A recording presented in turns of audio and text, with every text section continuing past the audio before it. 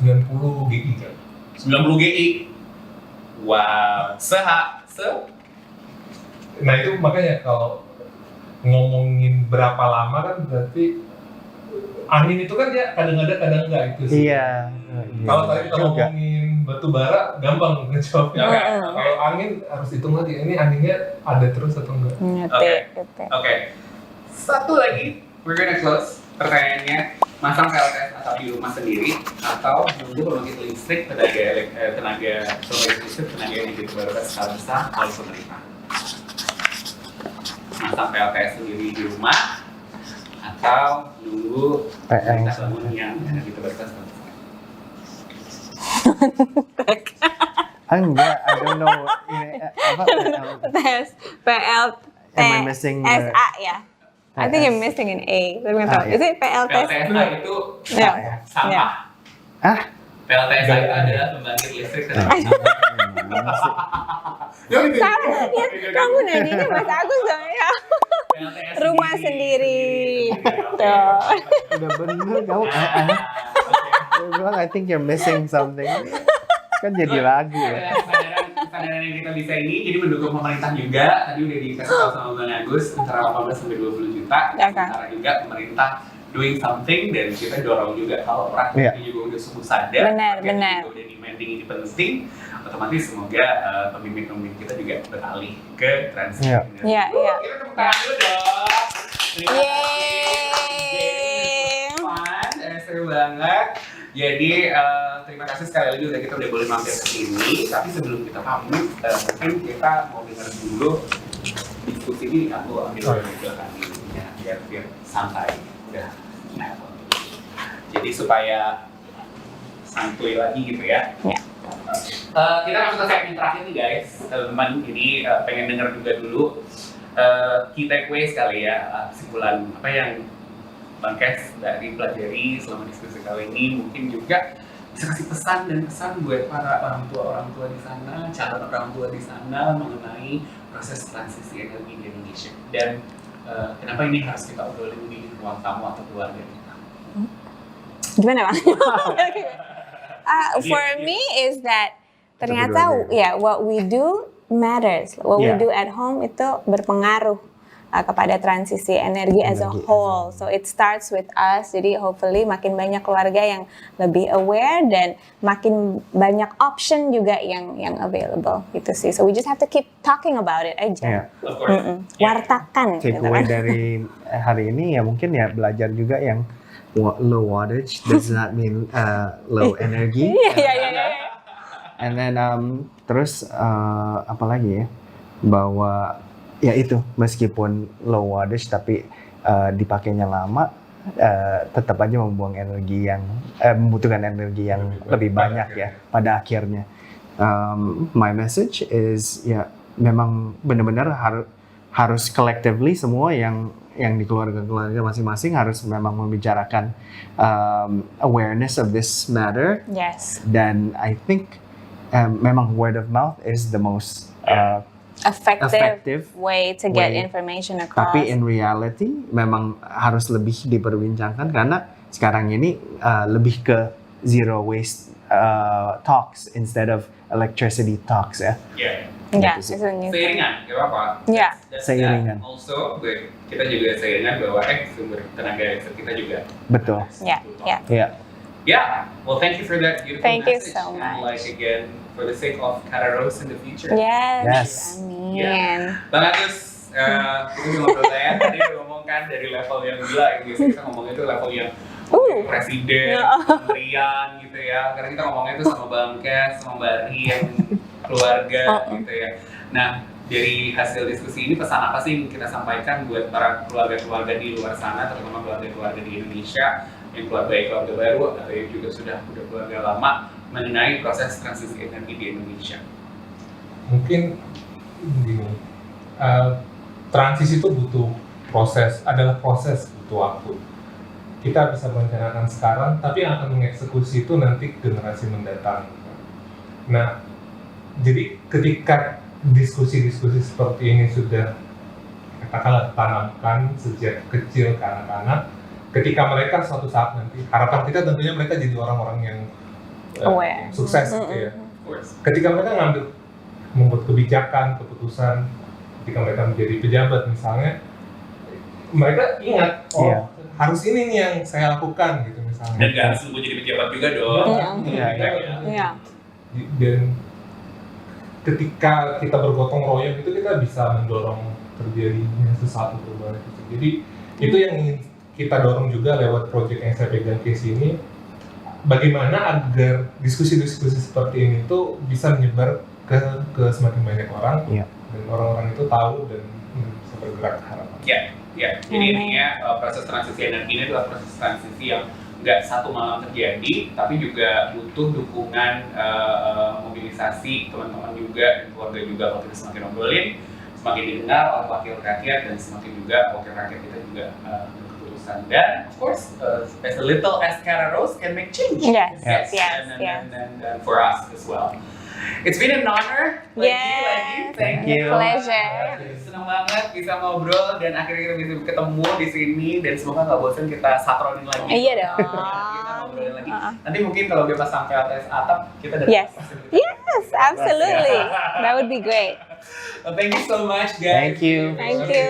Thank you, Mas Agus. Ya, thank you juga Bang Agus. Sekali obrolan kita mengenai transisi energi dari ruang tamu di ruang tamunya Cass Alfonso dan Mbak Rianti, dan ya, we're looking forward for your new films ya. Ya, Business, ya, apa ya, lagi ya. untuk main sinetron soon. No. No. Not soon tapi No, yeah, in Tunggu. the future. Not so immediate future. Teman-teman, kalau misalnya pengen lebih tahu lebih banyak mengenai proses transisi energi di Indonesia, teman-teman juga bisa main di website kita case4sea.org, atau juga boleh ikut follow sosial media kita, nanti kita ada di bawah sini ya. Dan juga bisa juga melihat banyak literatur, pustaka atau studi-studi yang dikeluarkan oleh institusi kami di mana kami bekerja, yaitu ISR. Bisa diakses di iasr.or.id. Di situ banyak sekali, tapi memang agak berat. Tapi kalau mau agak ringan, bisa ikut bisa follow sosial media kita juga di @iasr.id, di Instagram ada, di Facebook juga ada. Di situ juga ngeluarin produk-produk infografis kalau kamu pengen tahu lebih banyak mengenai apa sih transisi energi dan bagaimana kita juga bisa berkontribusi. Jangan lupa follow.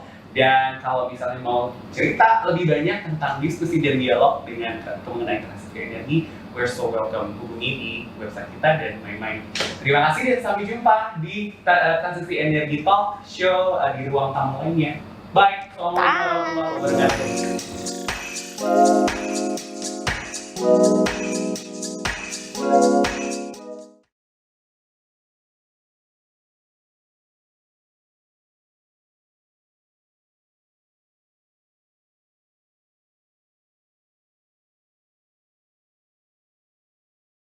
Bisa take over bentar. Ketika kita jadi pemilik bisnis, terus misalnya ngelihat tagihan listrik gue bisa take over bentar. Ketika kita jadi pemilik bisnis, terus misalnya ngelihat tagihan listrik gue kok gede banget, ini kayak pernah berpikir gimana ya gue bisa ngurangin tagihan listrik gitu. Jujur, aku sekarang tuh nggak tahu gimana sih caranya, how do we do this energy transition. Gue pengen ya build eco home and smart home yang bisa sustain by itself gitu.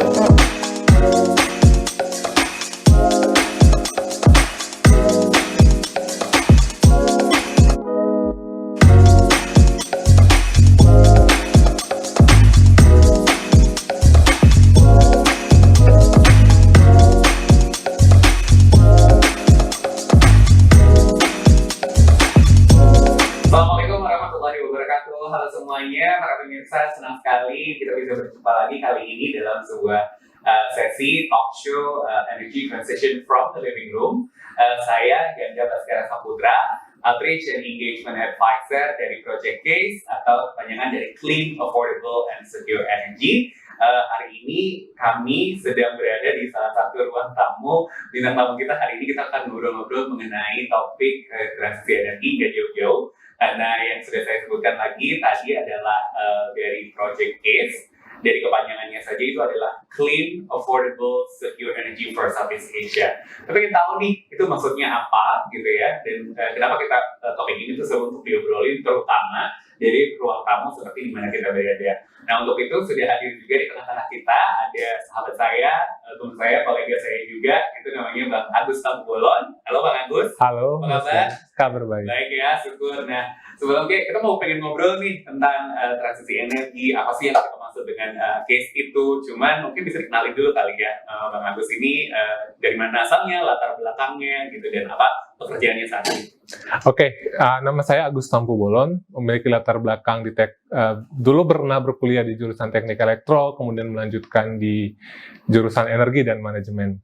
Bekerja di ESR sudah 4 tahun lebih, memulai sebagai periset, kemudian sekarang dipercaya memegang proyek ini, proyek case Clean, Affordable, and Secure Energy. Mungkin langsung aja kali ya ke case. Tadi bilangnya dari ISR, mungkin dijelasin dulu ISR itu apa ya?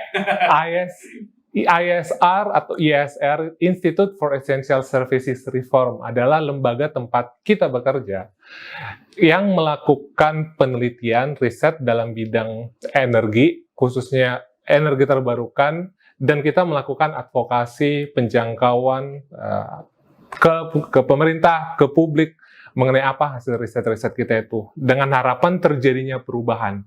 Nah, perubahan apa yang ingin kita dorong, yaitu perubahan penggunaan energi di Indonesia dari energi fosil menjadi energi terbarukan. Singkatnya. Oke, cool. Itu tadi sedikit informasi mengenai dari mana kita berasal. Bang Agus, ada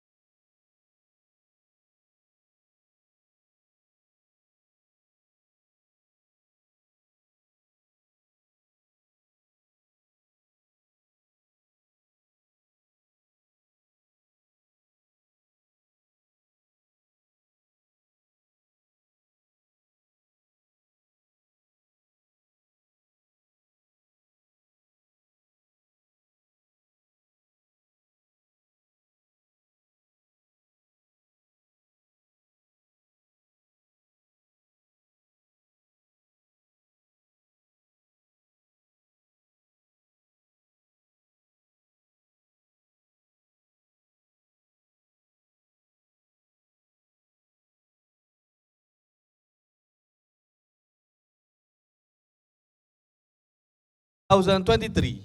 Mari kita sambut kembali dengan sangat meriah MC kita hari ini, Nitya Anissa.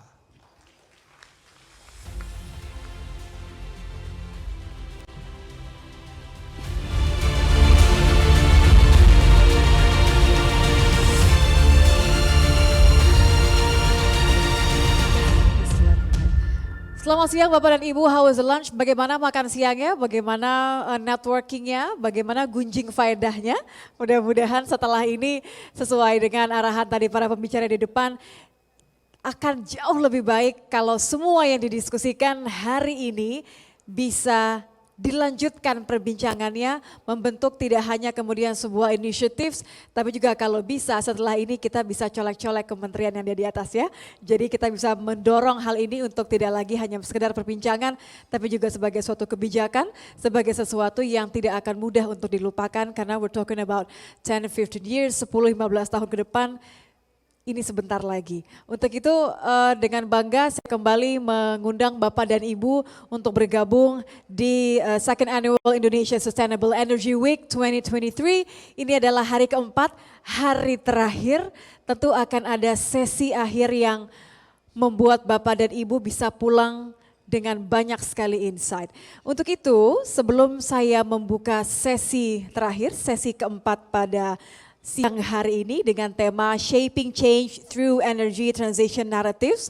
Saya ingin mengundang Bapak dan Ibu untuk menyimak satu video. Ini video yang sangat spesial, video karya anak bangsa yang menjadi pemenang lomba Video Case Project Me in 2050. Ladies and gentlemen, let's watch the video. Hello everyone, saya Pisel. Video ini akan menunjukkan seberapa pentingnya kita melakukan transisi energi sejak hari ini. Very important to the earth and the future. Mengapa demikian? Karena dapat membantu mengatasi krisis perubahan iklim, meningkatkan kualitas hidup, mendorong inovasi dan teknologi baru, menjaga ketahanan energi, dan meningkatkan keberlanjutan. Sounds like easy but hard to do. Mungkin langkah-langkah kecil ini bisa kita lakukan untuk ikut berkontribusi dalam menjalankan transisi energi. Maka dari itu, kita harus mengurangi penggunaan plastik dan bahan sulit terurai, menggunakan energi secara efisien, menggunakan energi terbarukan, penggunaan transportasi umum atau transportasi bebas emisi karbon, serta selalu menjaga ekosistem alam. Sebagai warga negara Indonesia, kita juga harus berkontribusi mendorong transisi energi bersih agar terwujudnya bebas emisi 2050. Ladies and gentlemen, please give the biggest round of applause untuk anak muda yang luar biasa yang tadi ada video. Saya mohon konfirmasinya. Tadi kalau saya dengar di video penyebutan namanya dengan benar adalah Pichelle Zakindi Ghea Kencana. Tapi saya ingin dengar nanti bagaimana caranya Pichelle untuk memperkenalkan dirinya, bercerita mengenai videonya dan bercerita mengenai apa yang akan dia bagi untuk Indonesia. As a video case project Me in 2050, dan setelah itu juga akan dilanjutkan oleh sepatah, dua patah, tiga patah ya, tiga patah kata, monolog by Mas Agus Abubolon selaku Case Project Manager Institute for Essential Services Reform. Ladies and gentlemen, give the biggest warmest round of applause for Pichelle Zakindi Ghea Kencana.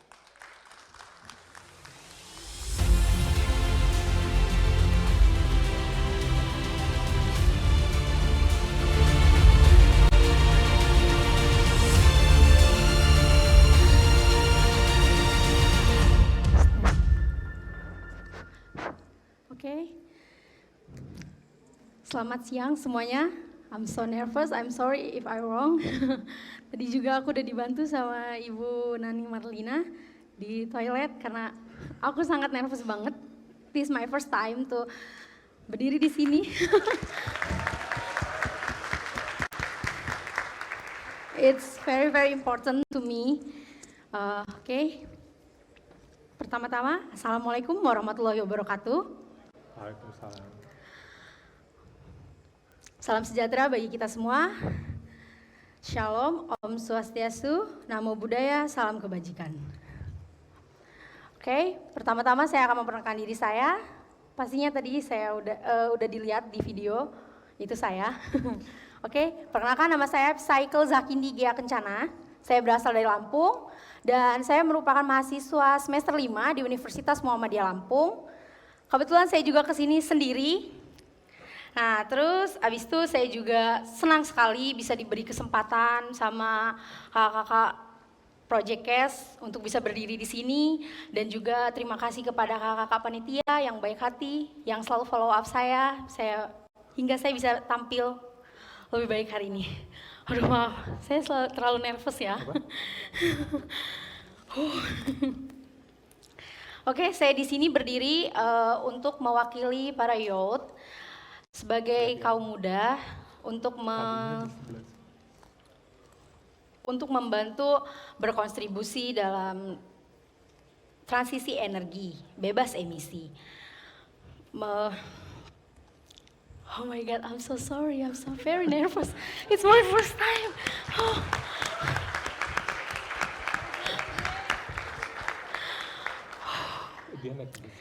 Oke, jadi menurut saya, kenapa saya tadi ingin mencoba untuk membuat video challenge, karena kebetulan saya lumayan tertarik dengan transisi energi ini. Kebetulan di daerah saya sendiri itu untuk transportasi umum masih sangat belum baik seperti di Pulau Jawa, dan saya harapnya nanti siapa tahu di daerah saya bisa lebih baik transportasi umum karena akan bisa menekan emisi karbon di kota saya. Dan juga saya juga ingin memberitahukan kepada YOT, tidak hanya YOT tapi semua kalangan, saya ingin memberitahukan bahwa transisi energi ini sangat penting untuk kita semua. Tidak hanya untuk kita, pemerintah ataupun para stakeholder lainnya, tetapi juga untuk kita, masa depan kita dan generasi penerus kita. Jadi saya harap kalian juga bisa berkontribusi mulai sejak hari ini untuk melakukan transisi energi bebas emisi karbon, dan juga mulai mengurangi penggunaan sampah plastik pastinya yang sekali pakai, dan juga setelah itu bisa menggunakan transportasi umum atau transportasi yang bebas emisi yang telah saya sebutkan tadi, karena akan sangat membantu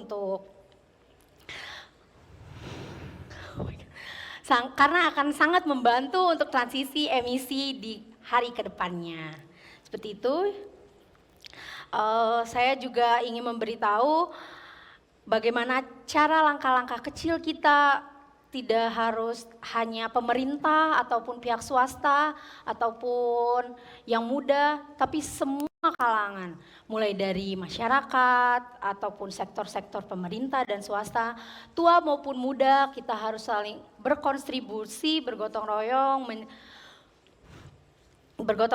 untuk melaksanakan transisi energi bebas emisi menjadi lebih baik lagi dan menjadi sukses. Dan saya juga senang, kenapa? Karena saya bisa berdiri di sini pertamanya, yang kedua karena saya bisa ikut menyuarakan kaula muda bagaimana transisi energi bebas emisi yang harus kita lakukan mulai hari ini. Meskipun kita masih muda, tapi kita harus bisa selalu berkontribusi, tidak hanya para pemerintah saja ataupun stakeholder tertentu, oke?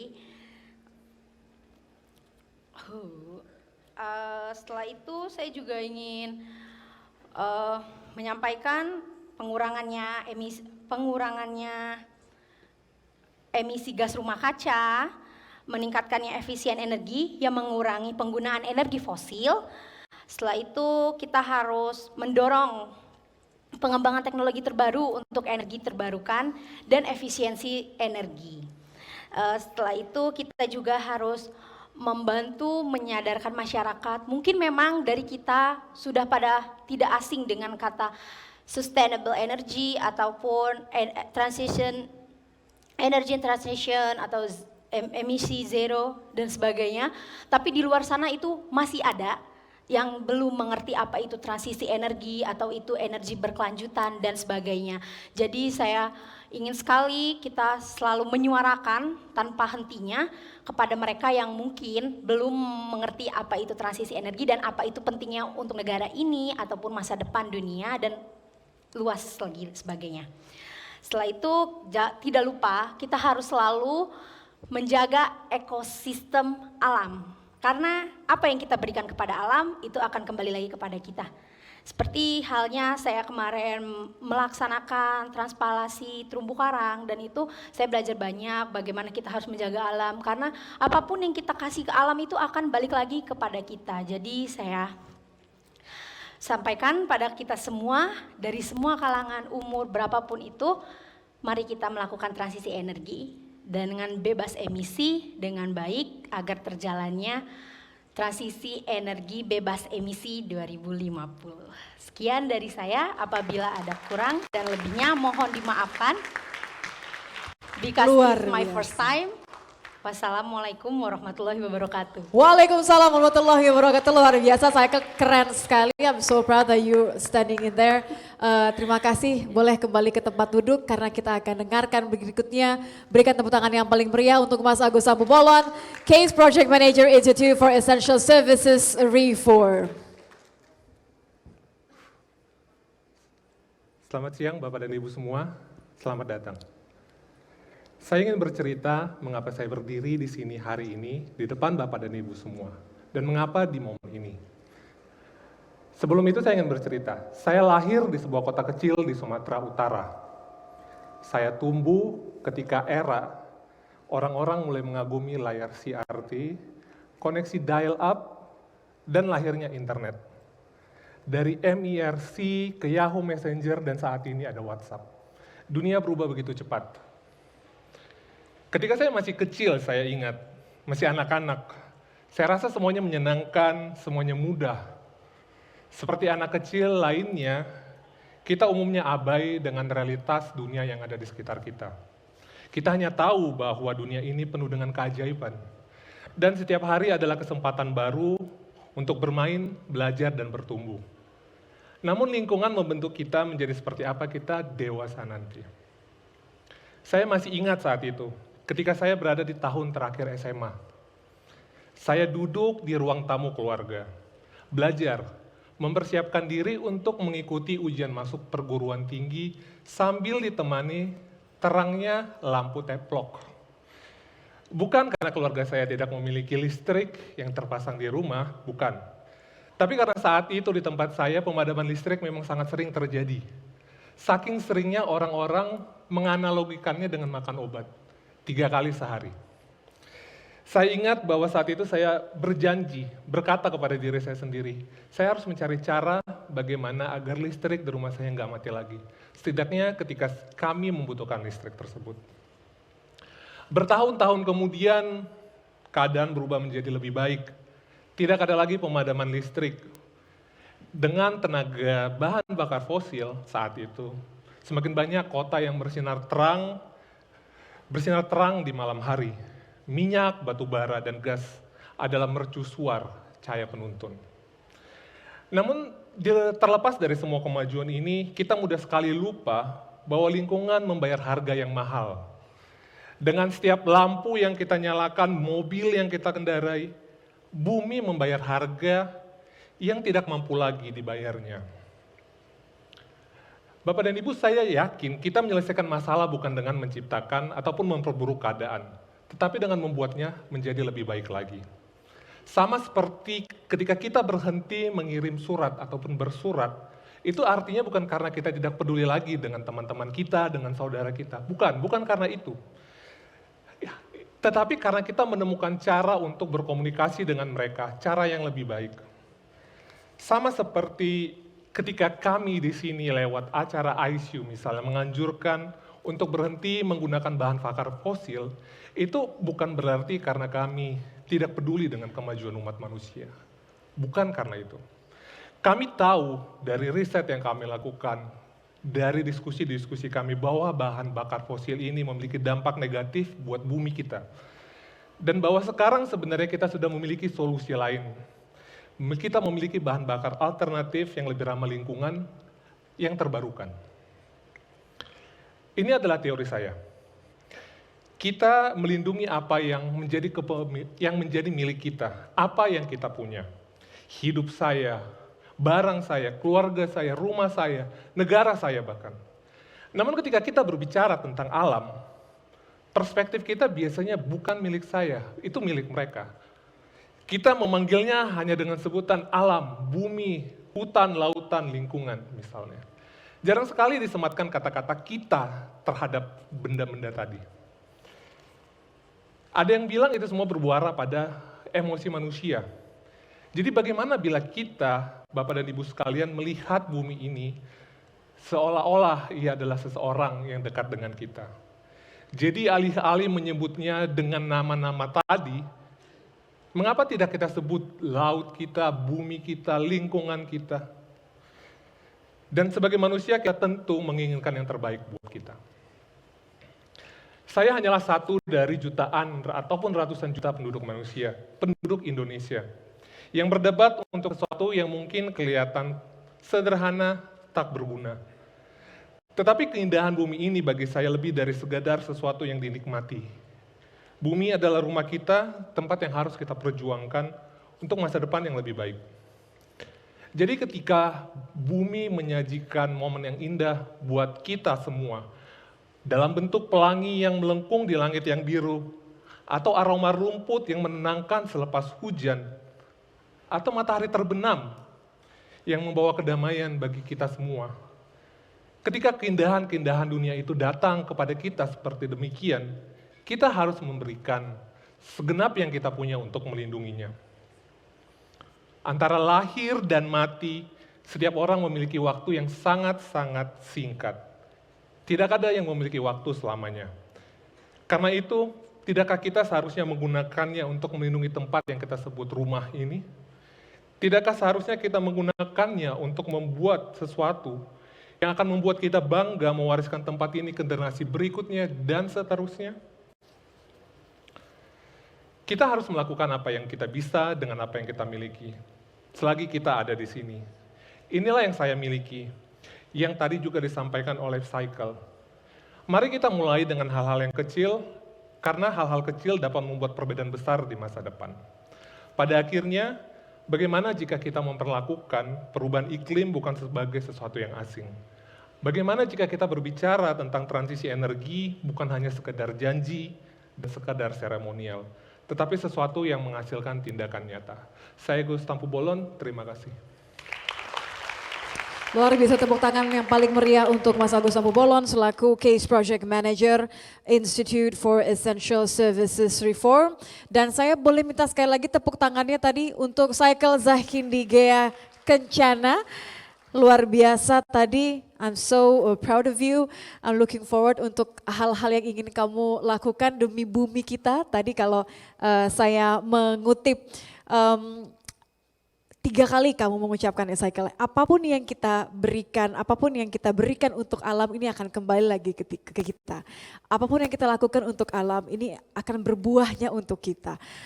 Saya rasa ini adalah sesuatu yang tidak sekedar kata-kata yang manis, tapi sesuatu yang memang kita harus betul-betul lakukan. So, saya sangat mengapresiasi karena saya sudah mengingatkan kembali kepada kita semua. Mudah-mudahan yang hadir langsung di sini dan juga yang terhubung secara daring, ini bisa mengingatkan semua orang, tidak hanya PR untuk Indonesia pastinya ya, tapi tentu kita akan sangat bangga kalau ini mulai dari lingkungan kita sendiri. Dan mengutip dari Mas Agus tadi, bahwa keindahan bumi ini lebih dari sesuatu yang kita nikmati. It is our home, ini adalah rumah kita, so we have no other choice untuk fight for it. Kita harus berjuang untuk bumi kita. Ini membuat saya semakin tidak sabar untuk memulai sesi berikutnya, di mana kita bicara mengenai narasi, sesuatu yang sangat dekat bagi saya seorang jurnalis, merasa bahwa narasi itu adalah sesuatu yang sangat penting, membentuk opini publik, bahkan kemudian bisa mendorong adanya kebijakan, bagaimana sangat penting membentuk narasi yang tepat, terutama untuk isu transisi energi ini. So I would say the narrative is very central, not only for understanding the issues, but also engaging social change. Saya berharap banyak dari sesi berikutnya yang akan menghadirkan 3 orang narasumber, yaitu Mas Ganda Baskara Saputra selaku Energy Program Communications Coordinator dari GIZ Indonesia ASEAN, kemudian nanti akan bergabung bersama kami secara online atau daring Ibu Verena Putpawardani selaku Director Program of Co-Action Indonesia, dan juga Mas Reza Hussein selaku Energy Auditor of Guerrilla Program of Ministry of Energy and Mineral Resources. Dan sesi kali ini dengan tema Shaping Change Through Energy Transition Narratives akan dimoderatori, berikan tepuk tangan yang paling meriah, saya undang Abigail Limuria, founder at What Is Up Indonesia and co-initiator at bijakmemilih.id. Abigail.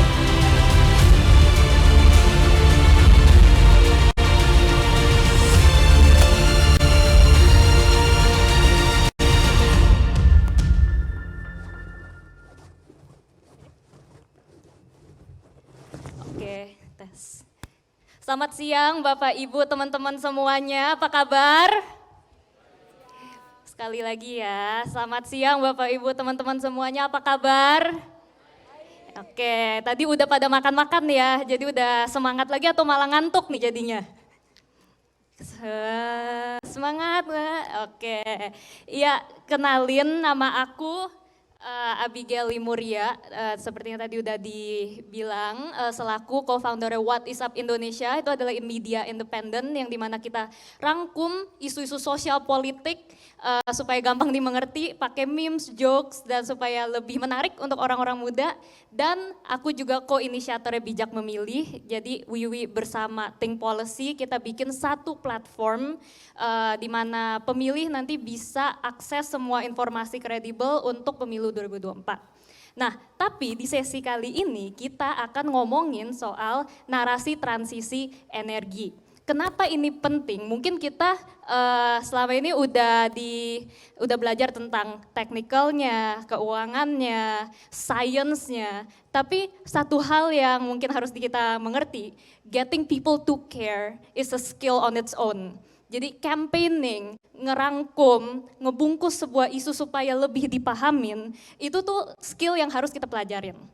Nah, seneng banget, jadi hari ini kita bakal join dengan 3 speaker yang tadi mungkin udah secara brief di introduce, dan 3 speaker ini akan nge-represent 3 stakeholder. Jadi yang pertama ada dari sisi gerakan atau program ASEAN, terus habis itu ada dari pemerintah, dan lalu ada dari NGO. Jadi kita akan ngobrol gimana mereka masing-masing membumikan narasi transisi energi, bikin orang-orang tertarik, bikin orang-orang peduli, dan supaya isu ini jadi diskursus publik yang lebih mainstream. Jadi aku pertama mau panggil Mas Ganda selaku Communication Coordinator GIS ASEAN, yang dimana Mas Ganda ini jadi nge-support case untuk kolaborasi dan engage sama non-energy stakeholder supaya bisa mengkampanyekan isu ini lebih luas lagi. Silahkan Mas Ganda.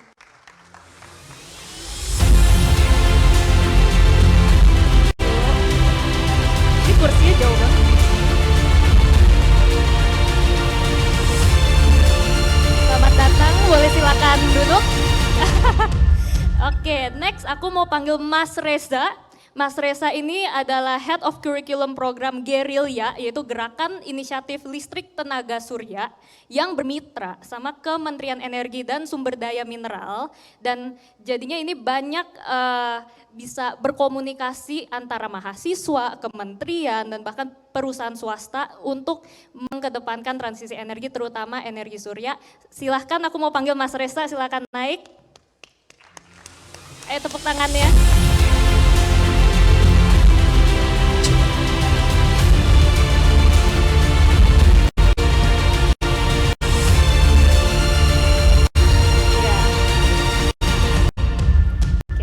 Yang ketiga aku mau introduce Mbak Verena, Program Director Coax Indonesia, yaitu sebuah NGO Policy Advocacy, Public Campaign, dan Strategic Partnership. Dan Mbak Verena akan join kita melalui online ya.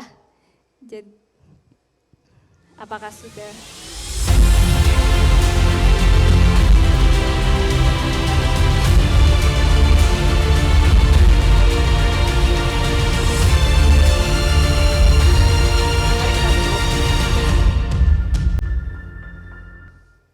Oke, halo Mbak Verena, udah kedengeran?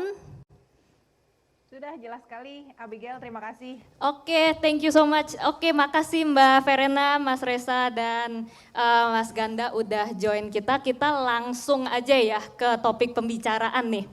Jadi kita mau ngobrol soal narasi. Dan para narasumber kita di sini seperti yang aku udah bilang, kayaknya udah berkecimpung dalam mempromosikan transisi energi dan dari berbagai sektor.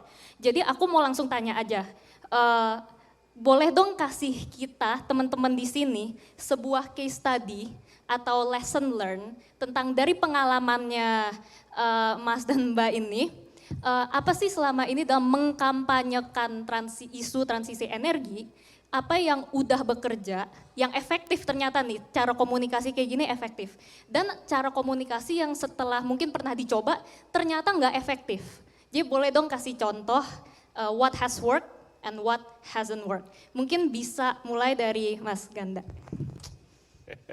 Kenapa saya dulu nih? Mestinya ladies first dong. Mbak Fe, mohon izin ya. Karena selamat siang rekan-rekan semuanya. Makasih Mbak Abigail. Kita senang banget bisa dibicara untuk salah satu hal yang mungkin jauh lebih less technical ya dibandingkan dari hari 1 sampai kemarin kalau teman-teman juga hadir. Dalam menarasikan suatu isu yang pelik, what works when what doesn't work, mungkin kalau saya bicara dari segi perspektif perwakilan G2G ya, International Partnership antara pemerintah Indonesia dan pemerintah Jerman, what works adalah memang cerita ya, what works adalah memang sebuah kisah yang bisa kita paparkan. Apa yang sudah kita lakukan mungkin dalam kerangka project CASE. CASE itu adalah sebuah project dari kepanjangan Clean, Affordable, and Secure Energy for Southeast Asia. Kebetulan kita adalah sebuah project beranggotakan konsorsium 4 negara. Selain di Indonesia kita juga ada di Vietnam, di Philippines, dan juga ada di Thailand. Khusus di Indonesia, kita sangat sering berkampanye dengan counterpart kita ISR, Mas Agus tadi yang sudah juga bernarasi sungguh luar biasa tadi ya, poetry-nya sangat puitis gitu, tapi mengena di dalam hati. Yang sudah kita lakukan banyak sekali kampanye-kampanye publik itu melalui media-media seperti film, short film, dan juga mungkin tadi selama break diputer, kayaknya ada saya juga gitu, mohon maaf bukannya narsis ya, tapi salah satu contoh bagaimana kita juga bekerja sama dengan berbagai macam narasumber atau public figure, mencoba membumikan bahasa-bahasa atau dialog-dialog tentang hal yang sulit. Yang tadi kalau di film itu kita ngobrol dengan Mbak Rianti Cartwright dan suaminya, keluarga di mana mereka itu adalah keluarga baru yang baru aja punya baby, yang baru melahirkan seorang anak, dan kita ngambil topik energy transition from the living room. Bahasan ini diomongin gak sih di dalam ruang tamu atau ruang keluarga pas lagi makan ngomongin transisi energi? Mbak Michelle baru bisa bicara ketika dia di kuliah ya. Tapi apakah orang tua yang baru punya baby juga ngobrol? Nah itu coba angle-angle itu yang ingin coba kita sampaikan di luar CASE juga punya banyak sekali publikasi, tapi publikasi teknis, laporan, kemudian policy brief dan juga policy paper yang mungkin sungguh banyak numbers dan segala macam. Nah itu mungkin hanya bisa dibaca oleh bapak-bapak dan ibu-ibu yang ada di pemerintah. Tapi bagaimana dengan kami atau kita yang mungkin nggak akan baca itu, sehingga kita turunkan itu menjadi sebuah video kampanye dan sebuah dialog dan diskusi yang sangat ringan. Dan itu mendapatkan reaksi yang sangat luar biasa. Mbak Faye nanti mungkin juga akan bisa menambahkan paling banyak. Social media adalah sangat efektif di zaman sekarang. Lagi-lagi Mas Agus sudah merujuk dulu zamannya MERC sama Yahoo Messengers. Sekarang udah punya banyak lah social media apa. Itu juga yang kami lakukan, tapping in on social media dan mentargetkan spesifik audiens di sosial media itu kita bisa memang social profiling ya. Dia punya kebutuhannya apa, favoritnya apa. Dan ternyata di tahun awal ketika kita mengkampanyekan tentang transisi energi, narasi ini dan mentargetkan spesifik buat mereka memang yang nggak paham sama sekali dengan transisi energi, narasinya bermunculan. Narasi utamanya adalah ketika di dalam kampanye itu, social media itu, mereka sepakat bahwa transisi energi itu penting. Mereka setuju bahwa climate change itu adalah nyata. Namun ironisnya Mbak Abigail, hampir majority atau mayoritas dari komentar-komentar di media sosial menyatakan kalau bahasa anak gaul sekarang ya, bukan urusan gue. Misalnya kita ngomong mengejawantahkan sebuah kisah bahwa transisi energi itu mampu loh bisa dicapai Indonesia dalam tahun 2050. Oh iya penting sih, tapi 2050 gue udah mati gitu. Oh 2050 gue udah gak ada lagi, so gue bisa apa? aku bisa apa. Jadi jadi komentar-komentar ini akhirnya sebenarnya valid dan bukan selalu negatif, tapi kita menyatakan oh it works. Kita memantik sebuah perdebatan dan diskusi bahwa narasi mereka sadar dulu, cuman mungkin mereka belum nyampe. Oh iya ya, bener ya, penting ya. Tapi gue bisa apa? Toh 2050 gue nggak di sini lagi. Jadi kampanye itu yang kita lakukan melalui media sosial yang menjangkau lebih banyak audiens, yang tadinya mungkin mereka sama sekali nggak pernah dengar, jadi tahu, tapi mereka juga nggak tahu harus ngapain. Dan itu akhirnya mengeluarkan sebuah frustasi umum. Kalau di dunia Westworld atau di negara maju lainnya di luar Indonesia, ada yang disebut dengan society climate anxiety. Masih anak-anak muda gitu, mereka anxiety karena isu climate. Tapi di kita mungkin mereka punya level of anxiety, tapi juga kadang quote and quote kita bilang bodo amat. Karena bukan urusan saya lagi. Nah ini yang menjadi sebuah PR bagi kami dalam project untuk harus lebih keras lagi menarasikan bahwa mereka sadar, tapi juga mereka tahu apa yang harus dilakukan next. Pertanyaan kedua, sedikit lagi, apa yang tidak working? Apa ya? Kalau kita menarasikannya ini kepada umum, ke publik, ya itu tadi, mungkin adalah hal-hal yang rumit, yang kompleks, dan yang mungkin sifatnya high level, dan angka, numbers gitu ya. Mungkin mereka akan neglecting, tapi itu memang target sasarannya memang lebih kepada ke pemangku kebijakan, sehingga kita bisa memilih dan memilah model komunikasi atau model narasi seperti apa untuk berkomunikasi dengan siapa, gitu. Itu dulu kayaknya. Berarti storytelling dan touch kayak sisi humannya gitu ya. Iya. Jangan terlalu hard facts atau kasih data atau gimana. Tapi juga tadi aku lihat ada masalah sedikit pesimisme yang mungkin ada yang kayak pesimisme dan juga sedikit bodoh amat yang tetap masih looming gitu ya. Walaupun kita udah kena nih di storytellingnya gitu. Iya betul. Oke, sekarang aku pengen ke Mas Reza dulu. Nah ini Mas Reza di Gerilya, ini menurut aku menarik banget karena Mas Reza ada di tengah-tengah antara pemerintah yaitu kementerian, abis itu mahasiswa yang coba ditargetin dan juga beberapa perusahaan swasta gitu. Jadi ini benar-benar di tengah-tengah antara sektor atau stakeholder yang beda-beda banget dan ini harus dinavigasi. Nah aku pengen nanya pertanyaan yang sama untuk Mas Reza, apa sih cara komunikasi atau kampanye yang udah bekerja, yang menurut Mas Reza pas sudah dicoba, oh efektif nih. Dan apa yang nggak efektif? Boleh silahkan diceritain. Oke, sebelumnya terima kasih kepada teman-teman semua ya yang hari ini sudah hadir dari pagi ataupun dari kemarin gitu ya Mas ya, selama 4 hari gitu. Dari Selasa ya, wah luar biasa banget. Luar biasa banget. Kita optimis nih kalau transisi energi insya Allah bisa tercapai ya gitu ya. Kalau misalnya teman-teman yang ada di sini konsisten seperti itu. Amin. Baik, terkait mengenai hal-hal apa saja sih yang harus kita lakukan, komunikasi-komunikasi apa saja yang harus kita lakukan. Mungkin saya menjawabnya dari yang tidak terlaksana terlebih dahulu gitu ya. Jadi kesusahan atau kesulitan bagi kami itu adalah ketika adanya pertanyaan atau what next nih. Gitu. Apa yang mau kita lakukan gitu. Karena komunikasi kami kan bukan hanya komunikasi satu arah, ibaratnya hanya kepada pemerintah saja, hanya kepada mahasiswa saja gitu, tapi kepada society yang ada gitu kan.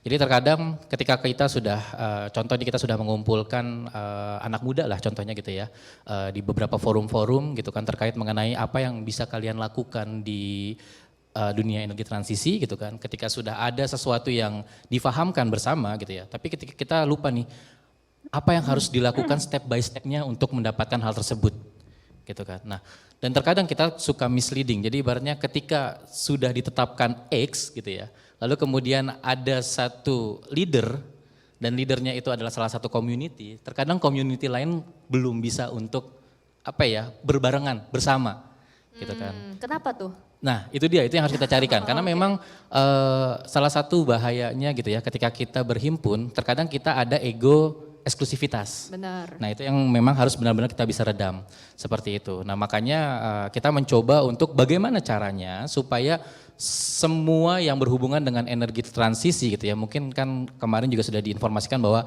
ada JETP gitu ya. Nah mungkin muaranya itu nanti ada satu muara yang memang benar-benar informasinya kah, vokal poinnya kah. Nah nanti ada ibaratnya yang menggerakkan lah seperti itu. Nah itu yang mungkin bisa menjadi salah satu kesulitan gitu ya, komunikasi apa yang harus kita lakukan nextnya gitu ya. Ini kita ngomongin terkait mengenai organisasi mahasiswa atau student chapter lah. Karena kan banyak sekali student chapter yang mungkin konsentrasinya tuh banyak di bidang transisi energi juga gitu kan. Tapi terkadang yang terlihat itu yang seolah-olah kok yang di reach hanya ini. Nah itu yang agak mungkin tricky bagi kami kementerian itu, kadang kita bukan hanya mengayomi student chapter ini, tapi kita juga pengen student chapter yang lain, tapi ayo kita berbareng dan bersama. Nah itu yang komunikasi itu yang masih belum kami dapatkan, karena ibaratnya per masing-masing student chapter pun juga masih memiliki pola pikir yang berbeda-beda. Gitu kan. Tapi kalau misalnya untuk hal-hal yang mungkin bisa dikampanyekan oleh Kementerian SDM sendiri, ya mungkin kita bisa lihat di sosial medianya Kementerian SDM mungkin sudah mulai agak kekinian gitu ya. Jadi ibaratnya supaya orang-orang itu ketika berbicara terkait mengenai energi transisi ataupun energi, itu bukan sesuatu yang saklek gitu atau sesuatu yang seram begitu kan. Tapi dicoba dilihat atau dicarikan sesuatu yang kira-kira yang saat ini sedang happening apa nih gitu kan. Lalu kemudian dibuat, karena tadi benar kata Mas Bagas juga ibaratnya video-video yang menarik-menarik, karena tadi saya juga sudah bercerita bahwa mahasiswa zaman sekarang atau anak muda zaman sekarang itu yang lagi ditrenkan itu adalah short information gitu ya. Jadi ibaratnya mereka itu pengennya sesuatu yang cepat tapi muatan informasinya itu keseluruhan. Daging banget gitu ya. Iya begitu kan. Nah, jadi makanya disitulah. Jadi caranya ya salah satunya tadi kita berkampanye di sosial media juga gitu kan. Nah kalau misalnya selain di sosial media ya mungkin kita ada tadi salah satu wadah untuk para anak muda gitu ya. Untuk mahasiswa kita punya Grelia namanya Gerakan Inisiatif Listrik Tenaga Surya. Untuk yang undergraduate atau yang baru lulus S1 itu ada namanya Patriot Energi. Gitu kan. Jadi memang ibaratnya kita ingin supaya anak-anak muda itu bisa menjadi sebuah agen komunikasinya lah sementara gitu ya, public awareness-nya gitu kan. Ketika sudah me-reach masyarakat, barulah di situ kita membangun society engagement-nya gitu kan. Jadi seperti itu. Jadi mungkin dari saya itu dulu terkait mengenai apa yang sudah pernah kita lakukan dan bagaimana mungkin salah satu PR kami itu adalah bagaimana caranya untuk menyatukan keseluruhan student chapter kah atau society kah gitu kah yang bergerak di bidang energi baru terbarukan seperti itu. Garet, berarti yang what works itu tuh konten leveraging social media, kontennya short tapi padat, berkualitas, daging banget, tapi menarik. Tapi challenge-nya itu mungkin supaya dari kementerian supaya nggak kelihatan eksklusif, cuma nargetin satu geng mahasiswa aja, tapi bisa nyatuin ya berbagai macam organisasi ini. Makasih Mas. Nah sekarang aku pengen ke Mbak Verena. Mbak Verena ini kan dari sisi NGO ya yang udah punya pengalaman di public campaign, terus mungkin public mobilization gitu. Aku mau tanya yang sama juga sih, dari pengalamannya Mbak Verena, apa sih komunikasi mempromosikan transisi energi yang udah bekerja sama yang kayaknya nggak efektif nih? Gitu. Oke, baik. Terima kasih Abigail, halo Mas Ganda, Mas Reza. Mungkin dari sisi koaksi kami mau share beberapa perspektif ya. Pertama kita mau cerita dulu bahwa narasi transisi energi yang adil dan affordable itu sudah menjadi narasinya pemerintah sejak beberapa momentum yang mungkin teman-teman sadari ya. Pertama sudah mulai sejak pandemi nih. Setelah pandemi ada yang namanya Green Economic Recovery. Mungkin teman-teman juga familiar di media massa, kemudian di G20 ada Energy Transition Mechanism. Kemudian tadi juga disebutkan oleh Mas Ganda ada JETP, Just Energy Transition Partnership. Lalu ada juga pas di Asian Conference, kemudian menuju COP28 nanti, dan juga bahkan mungkin ya kita bisa raba-raba di mana nih nanti menuju pemilu. Apakah series of momentums ini itu bisa jadi kendaraan untuk makin mengeskalasi narasi transisi energi yang sudah disampaikan oleh pemerintah, tapi juga kita dorong nih untuk benar-benar apakah itu adil dan affordable, dan bahkan kalau untuk beberapa CSO ya istilahnya adalah adil dan berkelanjutan. Nah, momentum ini kami baca sebagai kendaraan untuk gimana caranya ya memudahkan istilah transisi energi dari energi kotor ke energi bersih supaya masyarakat tuh juga follow the momentums gitu. Karena at the end of the day yang menjadi audiens utama dari apapun kebijakan yang dikeluarkan, apapun narasi yang dikeluarkan, atau apapun produk yang dikeluarkan oleh pemerintah itu adalah kita, adalah masyarakat, ya kan? Nah, jadi dalam pembelajaran itu Koaksi melihat ada dua audiens. Satu audience government, tadi juga sudah disampaikan Mas Ganda, bahwa gimana ya caranya membumikan apa yang menjadi narasi pemerintah supaya bisa dipahami dan menjadi dorongan bersama buat kita nih, bahwa pagarnya dari istilah adil, dari istilah affordable, dari istilah berkelanjutan adalah ini. Jadi kalau dari sisi NGO itu yang disampaikan untuk menjadi pagar adalah ada studi, ada rekomendasi kebijakan, ada dialog multi stakeholder yang misalnya nanti juga melibatkan dari sektor swasta, dari media massa, bahkan juga dari misalnya yang terdampak dari adanya transisi ini. Misalnya kalau kita bicara transisi energi dari energi kotor dan energi bersih, energi yang basisnya batu bara ke energi terbarukan, mungkinkah nanti ada penyerapan tenaga kerja misalnya gitu, ketika industri yang tadinya belum bersih menjadi lebih bersih. Harus ada transformasi seperti apa nih? Nah, itu dibahas dalam berbagai macam perspektif. Kemudian juga misalnya transisi energi dari sudut pandang undang-undang, dari sudut pandang kekuatan hukum. Apakah sudah ada rancangan undang-undang energi baru dan energi terbarukan yang saat ini menjadi proses, itu juga bisa kita jadikan kesempatan untuk memperkuat narasi adil, terjangkau, dan berkelanjutan.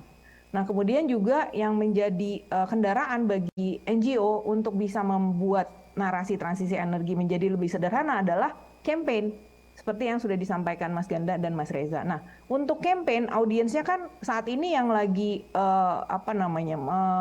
banyak gitu ya, dominan itu kan usia produktif. Kalau misalnya kita lihat, mungkin Abigail lebih tahu, proporsi pemilih muda itu rata-rata 6-10 orang. Dari 10 orang, 6 orangnya adalah Gen Z dan Gen Millennial.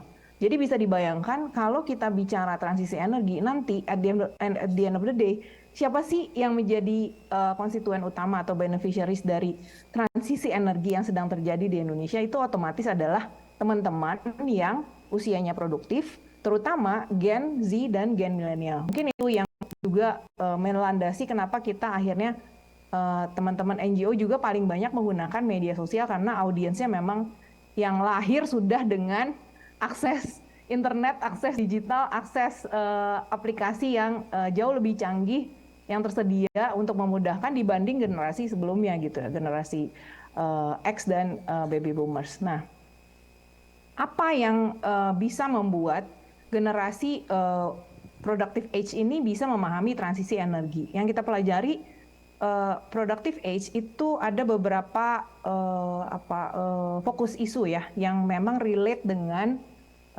transisi energi dan juga relate dengan hidup mereka sebenarnya. Misalnya lapangan pekerjaan, kedua akses pendidikan, ketiga bagaimana mereka bisa hidup dengan layak, sandang pangan papan terpenuhi. Kemudian yang keempat, lingkungan hidup.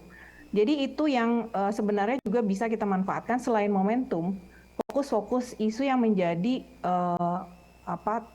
yang terkait dengan target audiens terbanyak di Indonesia. Makanya mungkin teman-teman, Bapak Ibu sekalian sering dengar istilah bonus demografi ya, di mana memang akhirnya 4 isu tadi menjadi sangat relevan untuk jadi kendaraan. Gimana caranya ya kita menghubungkan isu transisi energi dengan 4 isu tadi. Nah, itu sebabnya kalau dari pengalaman Koaksi berdasarkan hasil survei kami ke mayoritas masyarakat Indonesia, kita sebar survei tahun 2019 yang dijawab balik oleh 100.000 responden, kebanyakan 80% yang mengisi adalah anak muda, dan mereka menyampaikan mereka kurang relate dengan energi terbarukan, apalagi transisi energi. Itu sebabnya akhirnya kita masuk dengan kampanye Green Jobs. Karena siapa yang nggak butuh pekerjaan? Apalagi dari pandemi, banyak orang kehilangan pekerjaan, banyak orang tutup bisnisnya dan lain-lain. Dan sampai sekarang isu kemiskinan, pengangguran dan juga bagaimana akhirnya pekerjaan itu relate dengan kesehatan, pendidikan itu sebenarnya bisa menjadi salah satu peluang buat kita memasukkan narasi transisi energi. Jadi yang work saat ini adalah kalau dari perspektif kami bisa dua. Satu, tergantung audiensnya siapa dan momentumnya apa. Satu, kalau misalnya audiensnya adalah government, stepnya berarti berbeda. Kalau audiensnya adalah rakyat misalnya, rakyat mana nih yang mau kita sasar? Kalau dengan Gen Z dan milenial berarti kan harus peer to peer, karena siapa sih yang mau dengerin orang tua, ya nggak sih? Jadi otomatis kita harus membuat obrolan transisi energi menjadi conversation harian gitu. Dan harian itu seperti apa? Oh, concern tentang lapangan pekerjaan. Concern tentang bagaimana green job bisa memungkinkan mereka untuk secara antusias mencari akses pendidikan lebih baik. Secara antusias mencari informasi pekerjaan yang lebih baik. Secara antusias mencari misalnya siapa sih green jobs supplier yang menyediakan mungkin selain sustainability reports yang baik, visi misi organisasi yang baik, tata kelola yang baik, dan akhirnya oh ini yang dimaksud dengan green jobs. Oke, aku akan go with the flow dan ke depannya akhirnya demand itu terbangun. Kalau demand-nya terbangun, potensi green ekonominya juga jadi terbangun. Oh, kita jadi demanding for more green industries. Jadi kurang lebih visinya seperti itu, Kak. At the end of the day, the future of jobs is green. Itu yang mau kita sampaikan, whatever the jobs. Kurang lebih kayak gitu, Kak. Oke, thank you, Mbak. Jadi kalau misalnya bisa disimpulin, pertama harus bikin isu yang mungkin kayaknya high level dan abstrak ini jadi relatable ya pertama-tama. Gimana supaya dan relatable-nya itu gimana apa definisi relatable-nya tergantung target audience kita itu siapa. Kalau misalnya pemerintah, cara bikin relatable-nya A. Kalau misalnya ternyata orang muda, cara bikin relatable-nya B. Tapi pokoknya intinya kita harus ketemuin ke audience kita, mereka ini lagi ngerasain apa dan kita bikin isu ini relevan dengan aplikasi ke kehidupan mereka. Thank you banget. Aku sekarang pengen gali lebih dalam lagi. Jadi kayaknya kita kan dari tadi ngomong, oh ternyata banyak orang muda yang mungkin ngerasa nggak relatable, yang ternyata ngerasa, oh ini bukan masalah gua gitu. Atau misalnya ngerasa, ini mah cuman untuk kelompok tertentu gitu, masih terkotak-kotakan atau nggak mau kerjasama gitu ya. Nah untuk para panelis di sini pasti kan ada satu momen, kan kita semua nggak mungkin dong terlahir di dunia tiba-tiba udah peduli transisi energi gitu. Pasti ada satu momen yang dimana para panelis ini nih kayak ngeklik, oh ini penting. Saya mau dedikasiin kehidupan saya, kerjaan saya untuk mempromosikan cause ini gitu. Jadi yang aku mau tanya, mungkin apa sih personal stake dan origin story-nya para panelis ini? Kenapa akhirnya mau komit ke narasi atau mengkampanyekan transisi energi? Dan kita kan semua mungkin udah tahu ya kayak alasan-alasan big picture yang dimana kayak oh untuk climate dan supaya kayak secara kolektif kita itu supaya kita harus transisi karena ada isu climate apa segala. Nah tapi aku pengen denger alasan pribadinya, itu kenapa? Mungkin bisa mulai dari Mas Reza. Oke. Mungkin yang menjadi salah satu alasan gitu ya, kenapa kita harus berkampanye terkait mengenai transisi energi itu juga gitu ya. Yang pertama itu, kalau dari saya pribadi itu adalah ketertarikan pasti. Jadi saya nggak ada tuh ibaratnya dulu memikirkan climate change gitu ya di zaman-zaman saya. Belum ada tuh saya memikirkan ibaratnya energi fosil akan habis gitu kan. Jadi memang ibaratnya ketertarikan saya ketika saya berkuliah gitu ya, bahwa oh ternyata ibaratnya dari sesuatu yang tidak kita pikirkan itu bisa menjadi something gitu ya, ternyata bisa jadi loh gitu. Contohnya itu adalah ketika saya waktu itu sampah lah ibaratnya, sampah dari bukan perkantoran, dari sampah makanan lah, dari sampah makanan. Saya berpikir bahwa kalau misalnya orang Indonesia ini gitu ya, lagi hajatan gitu kan, banyak sekali makanan-makanan yang dibuang begitu saja gitu kan. Kalau misalnya pada saat saya belajar ternyata oh ini bisa loh dikembangkan untuk bisa menjadi salah satu alternatif sumber daya baru lah ibaratnya, seperti itu. Jadi hal pertama itu pasti adalah ketertarikan terlebih dahulu gitu ya. Sama seperti halnya contoh gitu adalah kasus misalnya Ice Cold gitu ya, yang sianida itu.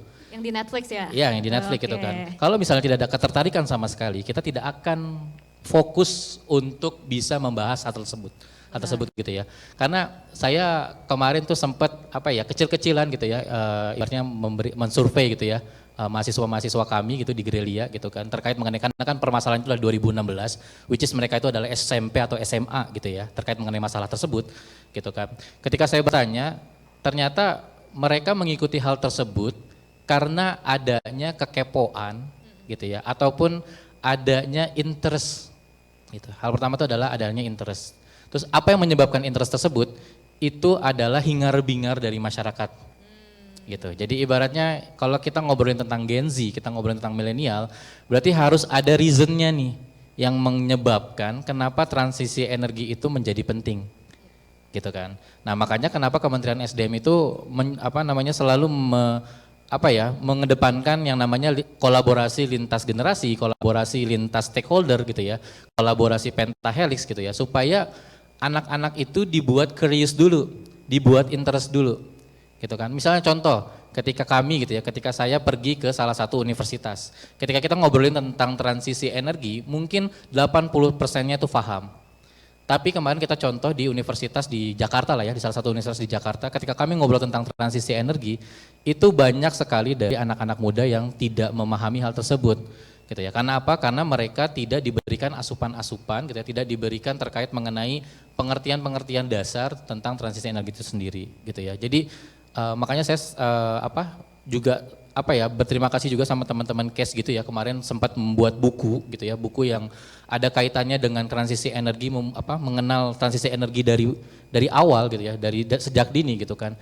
Itu ibaratnya merupakan salah satu campaign yang bisa dikatakan membuat anak itu menjadi lebih interest gitu ya. Jadi pertama kali harus interest, yang kedua itu adalah curious, dan yang ketiga itu adalah circle-nya, society-nya gitu ya, engagement-nya. Ibaratnya kalau misalnya circle-nya mereka berada dalam satu circle yang notabene-nya itu ngobrolin tentang energi gitu ya, pasti otomatis mereka akan concern ke arah tersebut. Gitu ya. Mungkin 3 itu sih yang menyebabkan saya pribadi gitu ya, kenapa ingin ke arah energi baru terbarukan ataupun transisi energi, seperti itu. Jadi karena tertarik, habis itu Curious dan habis itu berarti society sekelilingnya Mas Reza itu tuh banyak yang udah ngomongin ini, akhirnya jadi tertarik gitu Mas Reza secara pribadi. Betul banget. Oke, Garet, berarti milih circle pertemanan apa segala itu kita pasti akan terpengaruh gitu, jadi itu penting ya. Oke. Next aku pengen ke Mas Ganda. Ini personal reason bukan acara tali kasih ya ini ya? Bukan, iya personal reason kenapa? Curhat lagi nanti. Benar. Saya jadi merefleksikan Mbak Abigail, kenapa akhirnya saya memilih tetap berada di dalam jalan ini. Alasan utama adalah karena marah, ya, ada anger, ada emosi. Kalau misalnya ditanya emotional reason, saya besar, hampir mirip sama ceritanya Mas Agus. Saya besar saya orang Jawa, saya lahir di Jawa, orang tua saya keluarga Jawa semuanya.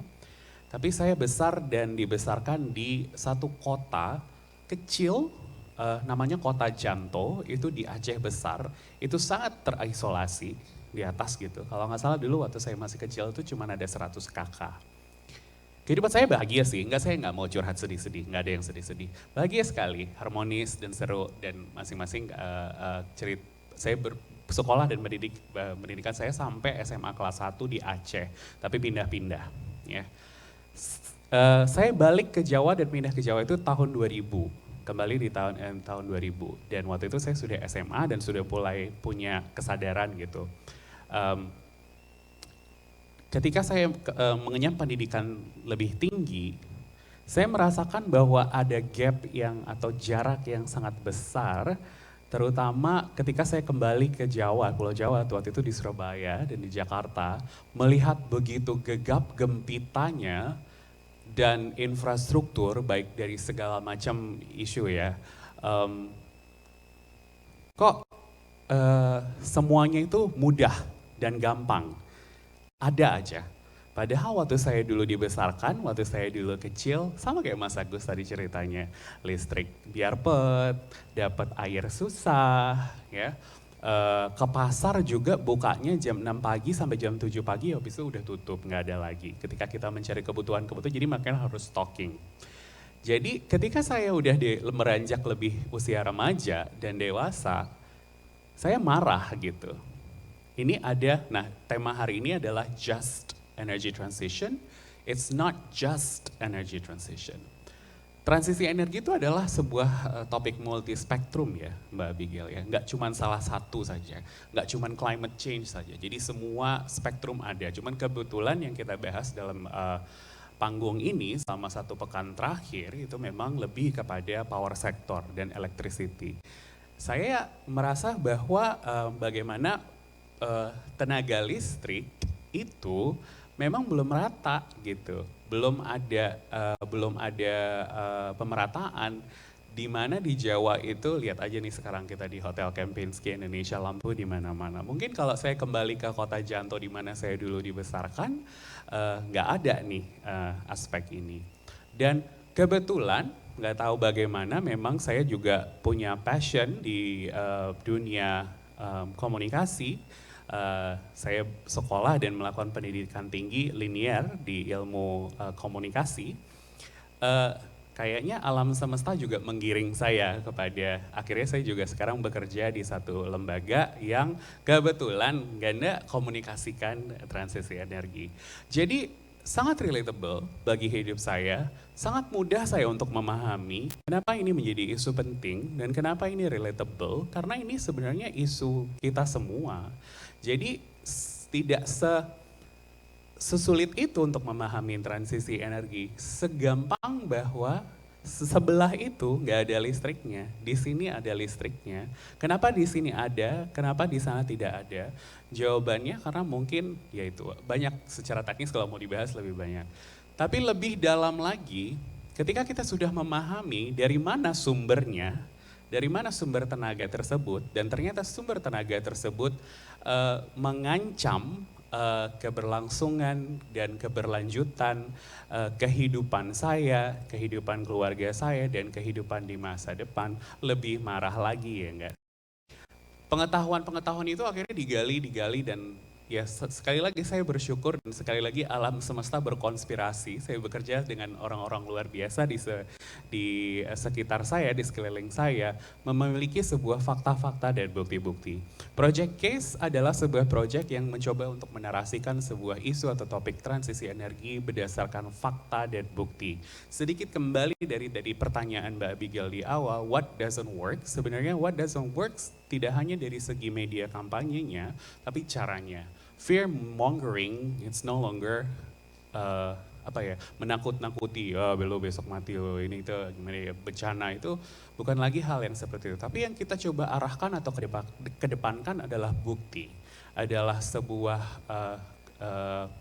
narasi yang berdasarkan fakta ilmiah, dan itu akan terjadi dengan cara apa, bagaimana, dan mencoba untuk menarasikan tersebut kepada publik. Ini yang akan terjadi jika kita tidak melakukan satu tindakan yang spesifik.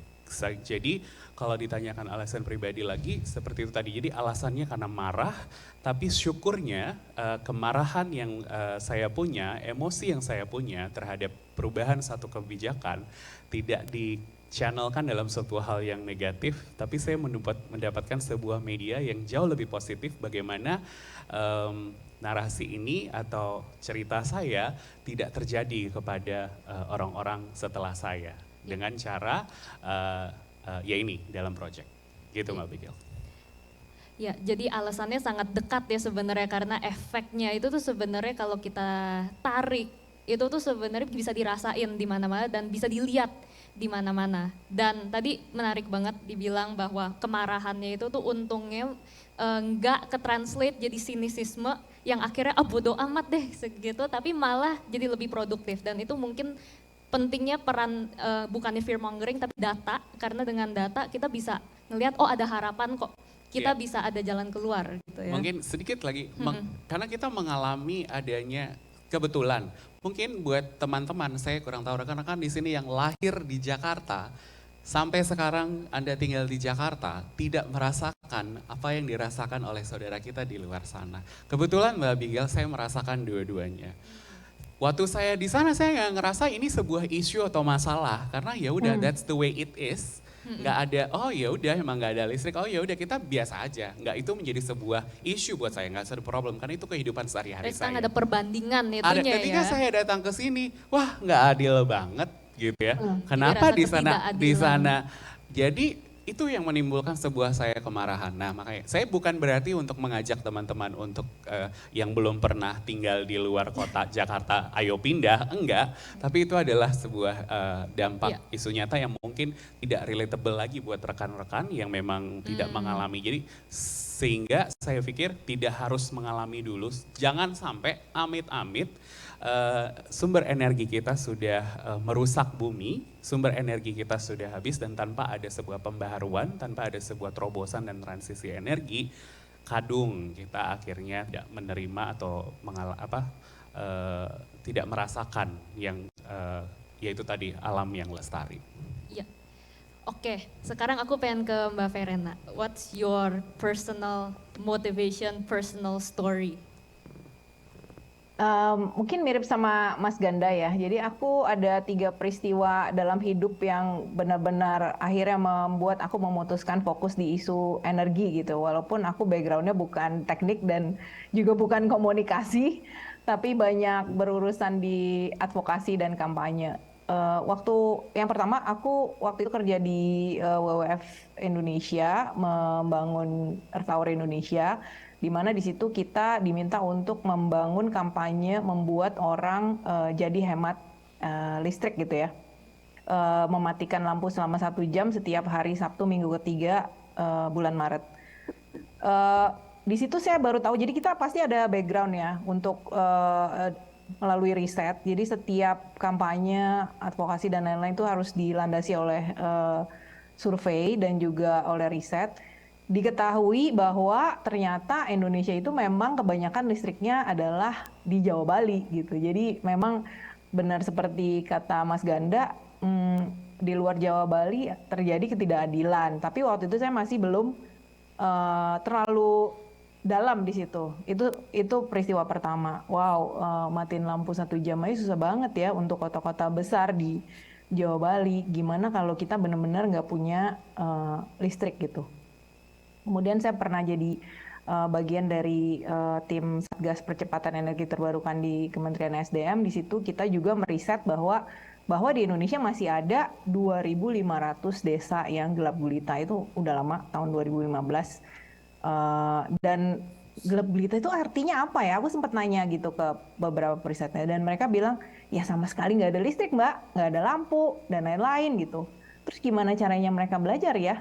Gimana caranya mereka dapat air ya? Gimana caranya mereka akses fasilitas kesehatan ya?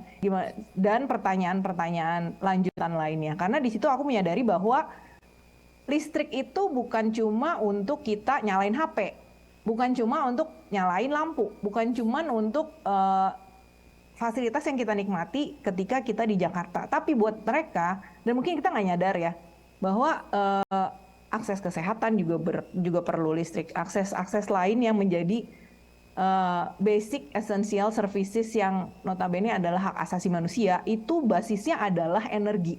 Akses terhadap energi. So can you imagine kalau ada orang yang harusnya punya hak yang sama kita, tapi nggak punya akses terhadap basic essential services itu karena di daerahnya nggak ada listrik. Itu peristiwa yang benar-benar membuat saya, wow, one day when I have kids, gimana kalau anak-anak aku itu tidak merasakan fasilitas yang aku rasakan sekarang gitu. Jadi itu benar-benar titik balik, sehingga aku belajar banyak soal energi dengan latar belakang yang macam-macam gitu ya. Doesn't have to have technical backgrounds untuk mengetahui hal seperti itu, tapi kalau kita punya teman-teman di sekeliling kita, aku sepakat dengan Mas Reza, itu pasti akan eventually kita akan tahu, kita akan dalemin dan lain-lain, dan memang semesta mendukung itu. Jadi that's why gimana caranya ya untuk aku yang backgroundnya bukan teknik, bukan bukan komunikasi. Bahkan aku backgroundnya HI gitu dan apa namanya nggak ada hubungan sama sekali. Membuat narasi transisi energi itu is a must dan bisa dipahami oleh orang dengan background apapun, sesederhana mungkin, serelate mungkin, sehingga orang nggak bisa menghindari itu, kayak nafas. Nah itu challenge-nya sehingga oke, berarti kita masih banyak PR nih. Indonesia ke depan ceritanya kan mau Indonesia Emas 2045. Dengan Indonesia Emas itu kan kita punya mimpi, jangan sampai teman-teman yang usianya produktif, yang kita punya mimpi jadi bonus demografi bukan beban demografi, itu benar-benar bisa akses pendidikan sesuai dengan harapan kita. Kita mau jadi apa? Di sekolah kita punya mimpi mau jadi apa? Kita bisa belajar secara linear seperti Mas Ganda, terus mungkin bisa akses pendidikan lebih tinggi. Itu dengan akses energi yang lebih adil dan berkelanjutan karena memang tidak merusak wilayah hidup kita. Itu sih yang maaf kalau aku berapi-api karena memang itu momentum hidup aku gitu yang mungkin bisa relate ke teman-teman. Thank you banget. Iya, jadi yang aku garis bawahin tuh kadang yang kita nggak boleh lupain waktu ngomongin transisi energi itu tuh ada aspek keadilannya itu ya yang sebenarnya at the core of it, makanya namanya kan just energy transition. Dan mungkin kalau misalnya cuman ngomongin transisi energi untuk lingkungan itu kurang relatable, tapi kalau misalnya ada aspek keadilan itu menurut aku semua dari kita bisa relate dan punya pengalaman ketidakadilan yang bikin marah. Dan jadinya ini isunya jadi sangat relatable dan narasinya pun jadi lebih membumi dan mendarat gitu ya. Sekarang aku pengen buka questions untuk audience. Jadi mungkin kalau misalnya ada yang mau nanya ke panelis kita bisa angkat tangan, nanti akan dikasih mikrofonnya. Jadi boleh silahkan ada yang mau nanya. Oke, masih di situ silahkan. Nama saya Suni dari UI 3 Depok. Saya ingin bertanya, dalam policy making di antara approaches yang dipakai, antaranya dua yang paling terkenal itu adalah utilitarian dan deontologi. Utilitarian berkata kalau end justify the means, sedangkan deontologi bicara kalau consequence doesn't matter. Itu dalam policy making. Pertanyaannya adalah dalam campaign making dari setiap panelis di sini, menurut kalian mana yang paling efektif di antara itu? Apakah menggunakan pendekatan utilitarian atau deontologi? Kemudian yang kedua, bagaimana pendekatan yang sudah diterapkan selama ini dalam campaign dihadapkan dengan algoritma di dalam sosial media? Memang tujuan utama algoritma itu adalah meningkatkan pengalaman bersosial media. Namun di satu sisi juga menjadikan seseorang termasuk menjadi fanatik atau semakin meningkatkan isu yang not my business itu. Nah, pendapat dari setiap panelis terhadap itu bagaimana? Terima kasih. Oke, thank you. Boleh langsung dijawab mungkin siapa dulu? Oke, iya. Mbak Verena silahkan. Oke, siap. Mau disclaimer walaupun aku backgroundnya HI tapi aku udah lupa. Aku nggak pakai teori politik. Aku pakai teori instinktif dan teori experience. Karena mungkin kalau boleh sharing, jadi pada dasarnya setiap keputusan policy making dan juga ways of atau strategi of policy advocacy atau public campaign yang kami lakukan itu basisnya adalah riset dan survei dulu gitu. Jadi baru kita setelah melihat hasilnya baru kita membangun strateginya. Dari strategi itu kita pasti akan membuat taktiknya. Taktik itu bisa ada niche-nya, misalnya kalau koaksi niche-nya tuh ada 3, kita bikin youth hub, kita bikin knowledge hub, dan juga kita bikin CSO hub. Karena gimana caranya kita mau membangun gerakan kalau kita bergerak sendiri ya kan? Target audiensnya siapa gitu. Misalnya target audience utamanya kalau untuk public campaign adalah youth hub. Berarti tarikan utamanya adalah pengembangan youth hub. Apakah itu knowledge hub seperti apa, kemudian CSO Hub-nya seperti apa, tarikan utamanya atau pull-nya ada di Youth Hub, push-nya ada di Knowledge, dan push kemudian ada di CSO Hub. Gimana caranya CSO yang lain itu juga punya inline agenda dengan kita untuk memperkuat Youth Hub yang ada di beberapa daerah di Indonesia yang menurut kita mungkin strategic enough untuk menjadi campaigner bagi pesan kunci yang sudah kita tetapkan di dalam strategi. Jadi ada itu strategi push and pull yang kita lakukan yang menjadi niche dari strategi kampanyenya Koaksi. Ini aku memberi gambaran aja biar mudah. Kemudian kalau misalnya kita melakukan strategi, kalau kita mau mengembangkan strategi advokasi, itu juga nanti kita lihat nih, kalau di dalam policy making itu kita perlu bikin kajian, terus kita develop brief, kemudian kita bikin lagi pointers yang lebih tajam, itu berarti knowledge hub-nya ada di tarikan utama. Kemudian CSO yang menjadi corong bagi kita untuk menyampaikan rekomendasi dalam bentuk apapun aktivitinya, itu juga menjadi tarikan kedua. Berarti pull and push-nya itu yang paling besar, pull-nya ada di knowledge, kemudian di CSO Hub, kemudian si Youth Hub ini nanti akan menjadi demand side, atau dia menjadi pendukung adanya dukungan publik yang juga nanti akan memberikan tekanan bagi si policy maker-nya. Jadi kurang lebih seperti itu. Kita jadi kayak main kita jadi kayak main wayang. Ada puppet masternya, ada yang bikin strategi, kemudian taktiknya kita turunkan seperti apa. Taktik itu adalah jalan atau tangga menuju goal kita. Jadi goalnya apa nih? Kalau kita mau mencapai misalnya pesan kunci kita diterima oleh beberapa pihak, gimana caranya menuju ke sana, siapa yang kita jadikan mitra kita, siapa yang harus kita gandeng sebagai pembisik, misalnya kayak gitu. Jadi sebenarnya kalau aku sih tadi istilahnya, apakah pakai teori yang satu atau yang kedua, menurut aku yang paling akan bikin berhasil adalah gimana strategi kita dan taktik itu bisa adaptif dengan goal kita yang utamanya seperti apa. Tapi biasanya aku percaya goal yang baik tidak bisa dilakukan dengan cara yang tidak baik. Jadi mungkin teori satu coret ya. Teori kedua, teori kedua? Aku lupa, tapi yang pasti untuk membangun gerakan kita nggak bisa otoritarian. Karena gerakan itu harus menjadi kebutuhan untuk semua orang. Gimana caranya kita diatur oleh orang lain kalau tujuan baik yang kita sasar ini punya agenda yang kurang baik dari kepala para pemimpinnya.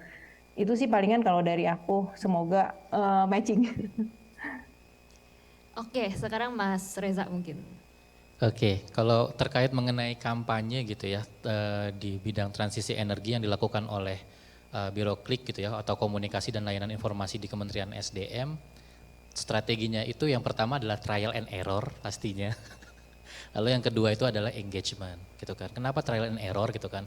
Karena lagi-lagi terkait mengenai transisi energi itu kan kita mau dukung gitu ya ibaratnya. Kita mau gaungkan, kita mau masifkan seperti itu. Jadi ibaratnya kita mencari kanal-kanal mana saja yang sekiranya bisa untuk ditembus gitu ibaratnya. Bisa untuk apa yang sudah dibawa oleh pemangku kebijakan itu bisa turun ke masyarakat sekitar seperti itu. Gitu kan. Kalau misalnya kita ibaratnya terlalu banyak berkutat kepada apa nih yang mau kita lakukan gitu kan, itu kan pasti akan takes time banget. Jadi lebih baik kita trial and error terlebih dahulu, apa nih yang mau kita pakai seperti itu. Lalu kemudian yang kedua tadi adalah engagement, setelah itu kita lihat seberapa banyak engagementnya, seberapa banyak orang-orang yang concern terhadap hal tersebut gitu ya. Tadi kan saya juga sudah mengatakan bahwa short information tadi gitu kan, bagaimana caranya untuk bisa memadatkan sesuatu dalam satu titik lah ibaratnya, dalam satu postingan atau dalam satu cerita atau dalam satu narasi seperti itu. Lalu kemudian ketika engagement itu sudah terbangun gitu ya, itu makanya salah satu terlahirnya Gerilya dan juga Patriot Energi itu adalah adanya kritikan atau adanya masukan dari netizen kita bahwa apa nih yang bisa masyarakat lakukan atau apa nih yang bisa anak muda lakukan untuk bisa berkontribusi atau wadah apa nih yang disediakan oleh Kementerian SDM untuk bisa berkontribusi di transisi energi. Makanya waktu itu kita punya namanya energi kolaborasi waktu awal-awal gitu kan. Waktu itu kita juga ada teman-teman dari CoAction, teman-teman ISR, teman-teman dari yang lainnya gitu ya. Kita undang bersama gitu kan untuk memikirkan apa nih yang bisa kita berikan kepada anak-anak muda yang mulai curious terhadap energi transition. Seperti itu. Lalu kemudian dari energi kolaborasi itu berkembang, lalu kemudian kita mencari kira-kira student-student chapter mana nih yang bisa kita kita bisa berikan supporting untuk bisa melaksanakan satu program bersama terkait mengenai energi transition seperti itu. Makanya terlahirlah program Gerilya itu sendiri seperti itu. Jadi mungkin kalau dari kami kampanyenya itu ya tidak usah terlalu berat-berat. Jadi karena kami pemerintah, kami hanya melihat narasi dari pusat seperti apa, lalu kemudian kami turunkan sesuai dengan pasar yang ada di masing-masing kementerian tersebut gitu kan. Karena Kementerian SDM itu ranahnya sedang berkolaborasi bersama youth gitu kan. Berarti otomatis kita mencoba untuk mencari hal-hal yang dalam tanda kutip viral, lalu kemudian kami kembangkan, kami ATM, amati, tiru dan modifikasi seperti itu. Mungkin itu dari kami. Makasih. Sekarang Mas Ganda. Aku langsung jawab yang kedua kali ya. Boleh. Jadi ada yang satu sama dua udah, ya. yang satunya udah dijawab. Tapi sedikit saja, Mas siapa tadi namanya dari UI ya. Tadi sudah dijawab ya. Tapi tergantung dari isu atau topik.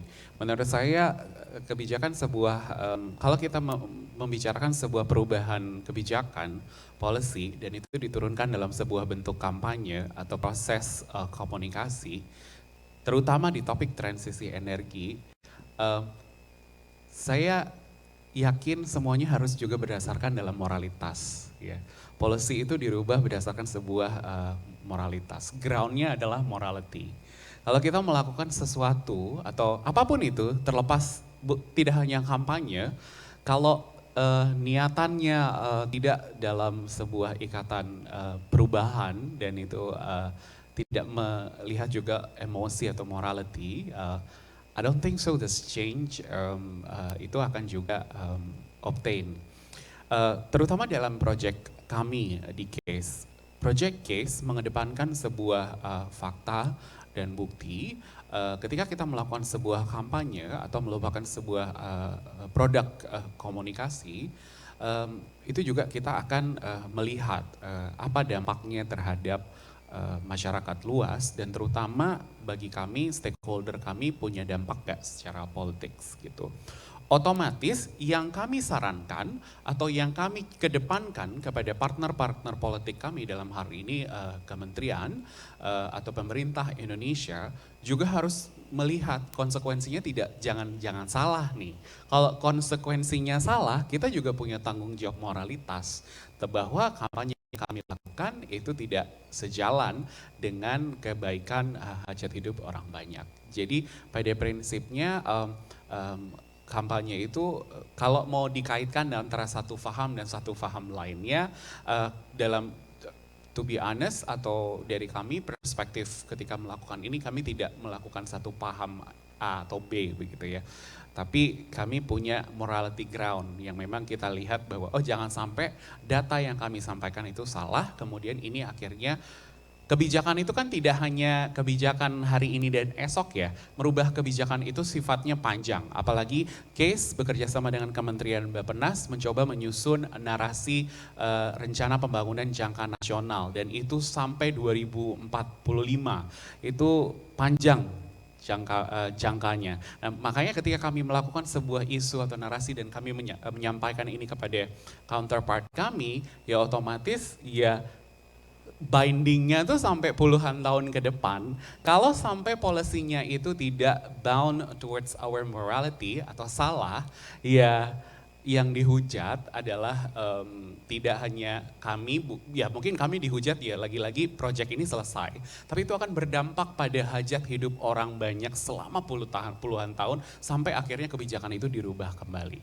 Itu yang menurut saya yang bisa saya sampaikan melalui Kant versus utilitarianisme. Itu filosofi sekali tapi nanti mungkin kita bisa bahas lebih dalam. Pertanyaan kedua ini sangat menarik buat dibahas, big data atau algoritma. Media sosial ada sebuah media. Tapi kami juga di dalam internal berdebat, apakah ketika kita selalu mengacu pada media sosial itu adalah hal yang sangat nomor satu. Of course, a lot of people in media social, tapi tidak semua orang masyarakat Indonesia terwakilkan dengan aksesibilitas sosial media. Kalau kita bicara dengan warga negara di Pulau Jawa dengan akses 3G atau bahkan sekarang udah 5G, ya, udah 5G. Akses dari itu sangat privilege buat kita. Tapi bagaimana dengan mereka yang ada di region? Bagaimana mereka yang ada di daerah? Jadi ketika kita ngomong masalah algoritma, itu adalah sebuah ilmu. Ilmu yang wajib kita pahami dan kita coba lihat bagaimana kesempatan dan opportunity itu khusus bagi komunitas yang memang punya akses. Tapi kami juga tidak akan berhenti di situ. Karena ketika kita ngomong just atau energi yang berkeadilan, kita juga harus juga bisa menjangkau komunitas beyond those people yang tidak punya akses privilege ini. Sehingga kita juga akan melihat kampanye apa yang akan kita coba. We are so much big into a data protection policy. Kami juga sebagai pemerintah juga sadar bahwa itu juga kita tidak boleh breaching akan terhadap kita akan menggunakan ilmu sebatas di mana bagaimana kita juga akan menyampaikan social profiling, kesukaan mereka apa, mereka dari mana, atau lebih kepada kayak topik apa sih, trending topiknya apa sih sekarang. Mas Reza ngomongin sianida, walaupun itu trending topik, kalau nggak relevan buat kami, ya kami nggak akan bahas kopi sianida dong. Nggak dipaksa-paksain Nggak gitu. maksa-maksain dong, ya itu adalah sebuah ilmu. Lagi-lagi case mengedepankan bukti, fakta, dan juga memang kita kedepankan yang relevan, yang evidence based, tapi juga bukan berarti kami quote and quote berisik atau buzzer. Jadi sekali lagi kami kedepankan moralitas dan it's a thing, algoritma itu menjadi sebuah salah satu yang memang tidak mungkin kita tinggalkan dan itu part of the technology. Transisi energi adalah juga mengadopsi teknologi baru sehingga kita juga harus paham teknologinya. Kenapa kita mengusulkan teknologi A, B, dan C, itu juga diturunkan kepada proses kampanye kami, adopsi apa kampanye, sosial media kah yang paling itu atau yang lain kah. Tapi sekali lagi, dalam prinsip kami juga sudah memperdebatkan di dalam internal bahwa ketika kita melakukan selalu sosial media, tunggu dulu, nggak semua orang juga ada di sosial media dan tidak semua orang yang di sosial media mewakili, not necessarily mewakili suara masyarakat Indonesia. Bagaimana kita akan mendengarkan suara masyarakat Indonesia yang lain yang tidak punya akses terhadap internet, big data, atau akses terhadap bijak memilih, bisa nggak? Jadi bagaimana kita juga bisa menginformasikan, jadi kita juga harus mempunyai cara lain untuk memastikan akses informasi itu juga terjangkau bagi mereka. Karena kita prinsip just itu adalah no one left behind. Dari pagi kita juga sudah membahas masalah gender, social inclusion, bagaimana peran-peran perempuan juga punya peran yang sangat penting. Tapi itu hanya salah satu spektrum dari banyak spektrum lagi, termasuk algoritma. Bahwa kita gunakan itu sebagai ilmu, sebagai kaidah, prinsip bagaimana kita bisa menjangkau orang banyak. Tapi di luar itu kita juga harus paham betul bahwa not everybody on social media. Sampai mungkin pada titik di mana akhirnya akses itu merata ya. Tapi itu juga sama halnya. So to some extent, we're gonna use that, but like to another extent, we not over glorifying that. Apalagi kita juga di dalam era artificial intelligence yang itu juga belum sempat kita telaah gitu. Yep. Tapi we keep ourselves on the radar. Oke, thank you so much Mas Ganda. Thank you juga untuk Mas Reza, Mbak Verena. Boleh dikasih tepuk tangannya dulu? Ya, nggak kerasa waktu untuk panel ini udah selesai. Jadi mungkin untuk nutup ya, menurut aku panel ini tadi bahas banyak banget soal narasi yang dimana transisi energi ini itu adalah multi-sektoral problem dan isu yang kita semua harus tackle bareng-bareng. Yang dimana mungkin ada fungsi teknokrat yang untuk ngegodok solusi dan juga mungkin ada sisi policy, ada sisi scientist, tapi di sini kita juga penting banget untuk ketahui bahwa ada sisi komunikasi yang dimana making people care is an art on its own. Dan satu hal yang aku dapetin itu teman-teman di sini yang hadir di forum ini aku yakin banget udah tertarik dan peduli dengan isu transisi energi dan tertarik gimana sih bisa bikin teman-teman kita peduli juga. Dan satu hal yang aku dapetin itu mungkin tanya, kita refleksi diri. Kapan sih isu transisi energi yang banyak orang bilang gak relate, banyak orang bilang bodoh amat atau ngawang-ngawang bukan masalah gua, itu jadi real untuk kita. Dan mungkin origin story kita semua itu bisa jadi entry point untuk bikin isu ini jadi lebih relatable dan supaya lebih banyak orang lagi bisa lihat bahwa hey ini gak cuman soal lingkungan tapi juga soal keadilan. Bahwa inilah kenapa kita semua harus kerja bareng-bareng untuk bikin awareness itu supaya lebih mainstream dan kayak yang Mas Reza bilang kalau misalnya di sekelilingnya udah ngomongin itu pasti kita mau nggak mau ikut tertarik. Jadi thank you banget untuk para panelis. Aku Abigail Limuria, mohon maaf kalau ada kesalahan, izin undur diri. Terima kasih banyak semuanya. Terima kasih buat tepuk tangannya untuk Abigail sebagai moderator kita. Thank you Mbak Abigail and also for our speakers. Terima kasih Mbak Verena sudah gabung secara online. Saya boleh minta ke tengah untuk foto bersama tapi somehow give a space tengah-tengah supaya Mbak Fe bisa kelihatan Di gitu sini kali ya. gini gimana? Ya, I think that will be great. Cuma mungkin agak maju sedikit supaya mukanya nggak belang. Yes, coba kita cross check dulu ya ke teman-teman dokumentasi. Apakah sudah sesuai nih blockingannya? Oke, aman ya? Kayaknya tahan dulu deh. Oke. Nah setelah foto panelis bertiga plus satu ini, saya mau undang Mas Agus dan juga Cycle untuk foto bersama karena kita masih bicara mengenai narasi bagaimana membentuk suatu narasi yang baik mengenai transisi energi. Oke, ini sama tadi kita berikan ruang sedikit untuk supaya mukanya Mbak Fe nggak tertutup ya. Aman ya, tim dokumentasi aman?